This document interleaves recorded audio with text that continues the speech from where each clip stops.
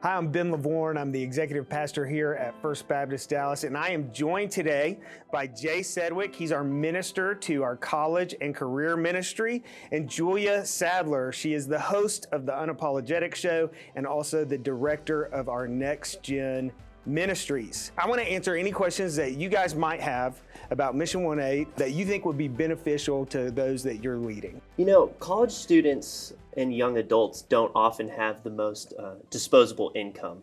And so they want to know that when they're giving to something that it's going to go to good use and it's going to be God honoring. So what's something that would excite a college student or a young adult about Mission 1-8? Yeah. Something I think that they're really going to be excited about is our focus on international missions. Our church, on a scale like never before, is partnering with parachurch ministries. We're partnering with ministries like Media Alliance, like WorldLink, like the Global Church Network. We're planting churches. We're training pastors. We are serving as the hands and feet of Jesus all across the world where he is most desperately needed right now. So I know that's something that's important to our next generation, and I think it's something that they're going to be excited to hear more about. Definitely.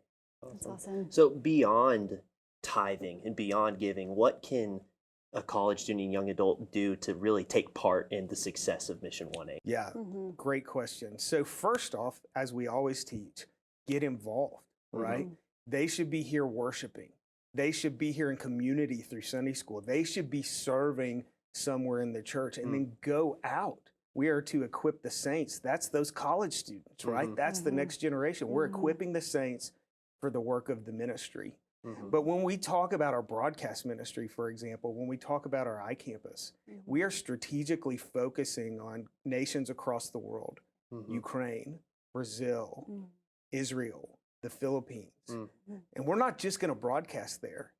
We are going to do hands-on ministry there. We are going to send our people there. We're going to train church leaders and faith leaders that are already there in the country.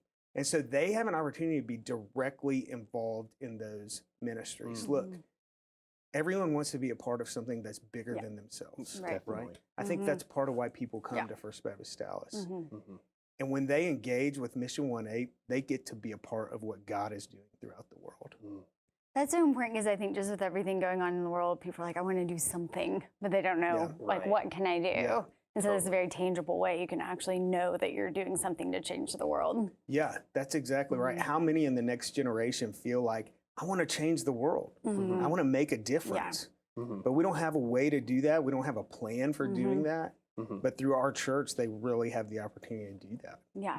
We have a bunch of exciting things that are happening just in the next 2 years during this Mission 1-8 emphasis. And just a couple of those things, we're excited to get back on the mission field as the college ministry. You know, COVID kind of knocked that out for a really long time. And so we're looking at a bunch of opportunities to really be the hands and feet of Jesus. And so that's something that's really exciting. And then just some cosmetic updates that needed to be done. We're excited about, we want to make an environment that is welcoming, that gets college students and young adults excited to be at church. So those are just a couple of things that I'm really excited about. And you're doing a great job with that.